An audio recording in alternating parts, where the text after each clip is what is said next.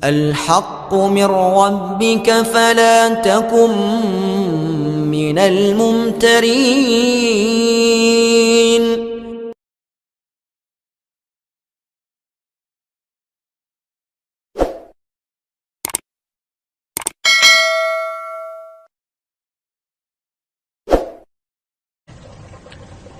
Seringkali kebaikan Allah itu kita pandang dari sudutnya yang materi. Allah itu baik kalau kita punya harta yang banyak, tanah yang luas, pabrik yang di mana-mana. Sementara kalau cuma sekadar itu kebaikan Allah, terlalu sedikit orang yang mendapatkannya. Padahal kebaikan Allah tidak pernah berhenti dan meliputi seluruh makhluk yang hidup ini. Karena itu pada kesempatan jumpa sore ini, saya ingin mengajak kita melihat kebaikan-kebaikan Allah dalam bentuk yang lain. Bahwa kita diberikan harta yang banyak, itu kebaikan Allah. Diberikan tanah yang luas, itu juga kebaikan Allah. Diberikan perusahaan, pabrik di mana-mana, itu juga kebaikan Allah. Tapi tidak terbatas kepada itu. Ada kebaikan-kebaikan yang non-materi, yang malah justru itulah esensi kebaikan itu. Mari kita renungkan sebuah hadis, di mana baginda Rasul bersabda, arba'atun man u'tiyahunna faqad u'tiya khairat dunya wal akhirah. Ada 4 hal. Siapa yang oleh Allah diberikan keempat hal ini, sungguh dia telah diberikan kebaikan dunia dan sekaligus kebaikan akhirat. Kebaikan dunia juga kebaikan akhirat. Ini berarti belum tentu yang baik di dunia menurut kita akan berbuntut baik juga di akhirat. Tapi orang yang diberikan 4 hal ini, dia sungguh diberikan kebaikan dunia dan juga kebaikan akhirat nanti. Apa 4 perkara ini? Yang pertama, qalban syakira. Orang yang oleh Allah diberikan hati yang pandai bersyukur. Ada ungkapan, my heart is my home. Hatiku adalah rumahku. Kalau luas hati, rumah yang kecil besar rasanya. Kalau sempit hati, rumah yang besar pun kecil jadinya. Kalau hati sempit, rumah pun kecil, kiamat namanya.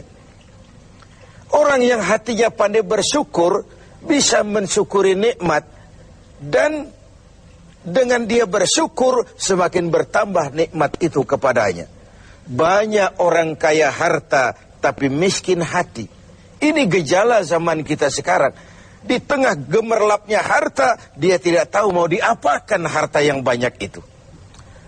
Orang-orang sufi menjelaskan bahwa kaya itu ada 2 macam. Ada kaya majazi dan kaya hakiki. Yang disebut kaya majazi, kaya artifisial. Lahirnya dibaluti harta, tapi hatinya miskin.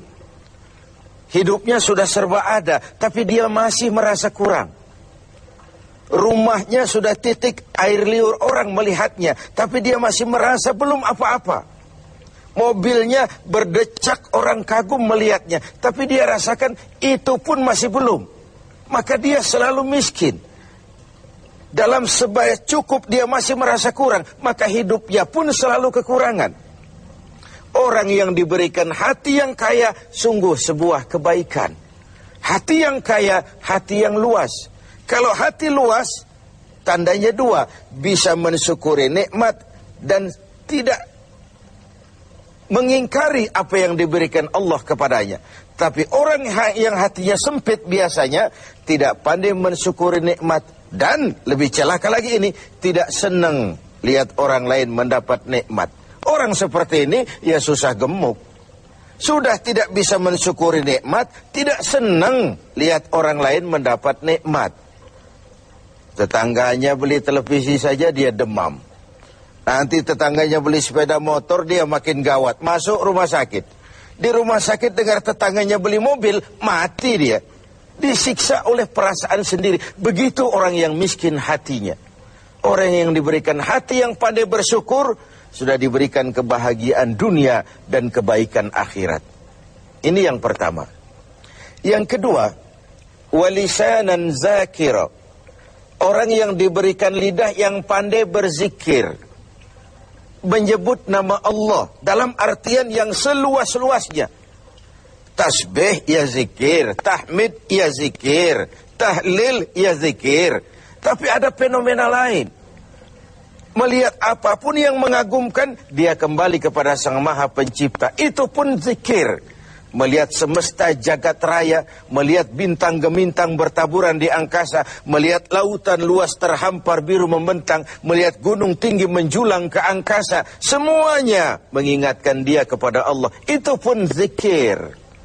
Diberikan lidah yang pandai berzikir, mengingat Allah dalam segala keadaan. Dan bukankah Islam mengajarkan seperti itu? Dari hal-hal yang paling kecil, memulai pekerjaan, bismillah. Melihat sesuatu yang hebat, Masya Allah. Melihat sesuatu yang luar biasa, Subhanallah. Terkejut, Astaghfirullah. Berjanji, Insya Allah. Semua dikaitkan dengan Allah. Inilah zikir itu. Hidup yang larut dalam alur ketuhanan. Yang ketiga, wabadanan alal bala'i sabir. Beruntung orang, diberikan kebaikan orang, kalau dia dikaruniai badan yang tegar menghadapi bencana, tegar menghadapi cobaan, kuat menghadapi tantangan. Tantangan itu penting. So, kalau tidak ada tantangan, kita akan tidur. Cobaan juga kita perlukan. Tapi kalau kita tidak sanggup menahannya, larut oleh cobaan itu, kita akan kalah karenanya. Orang yang baik, diberikan kebaikan dunia akhirat, punya badan yang tegar menghadapi cobaan. Apa cobaan Allah? Dua macam. Satu ayat menjelaskan, وَنَبْلُوكُمْ بِالْخَيْرِ وَالشَّرِّ. Kami akan coba, kami akan uji kamu dengan yang baik dan dengan yang tidak baik. Dengan yang enak dan dengan yang tidak enak. Dengan yang menyenangkan dan dengan yang tidak menyenangkan. Bukan cuma sakit cobaan itu, sehat pun ujian. Bukan cuma miskin ujian, kaya pun cobaan. Bukan cuma tidak punya jabatan cobaan, naik pangkat pun ujian. Kita nih yang namanya ujian kan yang tidak enak saja. Kalau sudah sakit, ya Allah, sedang diuji. Sehat, lupa daratan. Miskin, ujian. Setelah kaya, lupa bahwa itu juga ujian. Fenomenanya apa? Banyak orang lulus ketika diuji dengan kemiskinan, tapi gagal berantakan setelah diuji dengan kekayaan. Ketika miskin dia hamba Allah, setelah kaya dia pindah menjadi hamba harta. Belum pernah ada orang datang mengeluh, Pak Ustadz, saya sedang diuji oleh Tuhan. Kenapa Pak? Uang saya sedang banyak. Belum pernah. Kalau sudah bangkrut, miskin, baru merasa diuji. Bukankah sejarah syarat dengan contoh? La nufarriqu baina ahadim min rusuli. Kami tidak membeda-bedakan para rasul. Tidak ada rasul yang dianak emaskan. Semuanya diuji, semuanya ditempa, semuanya digembleng. Semuanya tegar seperti batu karang di tengah samudra. Walau tiap hari dihempas ombak, dihantam gelombang, dia tetap berdiri dengan tegar. Begitulah orang yang diberikan kebaikan oleh Allah. Lain dengan orang yang loyo, sedikit kena kesulitan seperti ayam sampar, kerakap tumbuh di batu, hidup segan mati pun tak mau. Skeptis, pesimis. Apa yang bisa kita lakukan kalau dasar hidup kita sudah skeptis dan pesimis itu tadi? Hidup ini adalah cobaan. Semakin tinggi kualitas keimanan, semakin berat cobaan itu. Semakin kokoh berpegang kepada agama, semakin kuat pula cobaan datang menerpa. Yang terakhir, orang yang diberikan kebaikan dunia akhirat, wa zaujatan salihatan, diberikan istri yang salihah, pendamping. Tidak ada suami bisa sukses jadi apapun dia tanpa peran serta dan dukungan istrinya. Itu sebabnya baginda Rasul menikah dengan Sayyidatuna Khadijah. Apa yang jadi pertimbangan beliau? Mengawini seorang janda yang umurnya 15 tahun lebih tua pula dari beliau. Kalau sekedar memperturutkan hawa nafsu, mestinya tidak Khadijah yang dipilih oleh baginda Rasul. Mestinya, kalau istilah kita sekarang cari ABG saja. Tapi jelas baginda Rasul bukan cuma sekedar mencari istri, beliau mencari seorang pendamping. Apa bedanya ini? Tiap perempuan bisa jadi istri, memang, tapi tidak tiap istri bisa jadi pendamping. Itu dibuktikan dalam sejarah. Orang lain belum beriman, Khadijah iman. Orang lain memusuhi Nabi, Khadijah mengorbankan hartanya untuk membantu perjuangan Nabi. Saat Nabi terkena kesulitan, Khadijah tampil jadi penghibur. Khadijah tampil jadi pembela. Ketika pertama kali berhadapan dengan malaikat Jibril menyampaikan wahyu, Rasulullah gemetar seperti orang demam. Kembali ke rumah, zammiluni ya Khadijah, selimuti saya Khadijah, selimuti. Kenapa bang? Barusan turun Jibril, dia katakan begini, saya khawatir Khadijah. Khadijah mengerti suaminya mengalami semacam frozen, emotional attitude. Sebagai istri yang bijak, pendamping yang baik, beliau tampil. Kalla ma yukhzikallahu abada. Jangan khawatir bang, Allah tidak akan menyusahkan abang untuk selamanya. Tenanglah ini.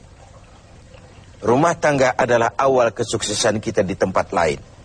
Karena itu, kalau diberikan istri yang solehah, itu sudah kebaikan dunia dan kebaikan akhirat. Seorang pejabat yang jujur, polos, lugu, sederhana, bisa jadi koruptor ulung kalau dikipas-kipasi oleh istrinya. Suami-suami yang berstatus DKI, di bawah kekuasaan istri, tidak lagi sebagai pendamping, tapi sudah menjadi